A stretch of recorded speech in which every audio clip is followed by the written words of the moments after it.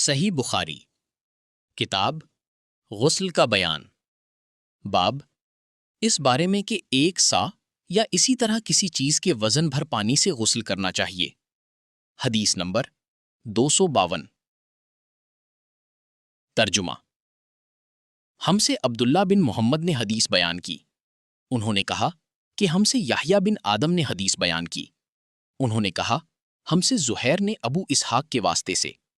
انہوں نے کہا ہم سے ابو جعفر محمد باقر نے بیان کیا کہ وہ اور ان کے والد جناب زین العابدین جابر بن عبداللہ رضی اللہ تعالی عنہ کے پاس تھے اور کچھ اور لوگ بھی بیٹھے ہوئے تھے۔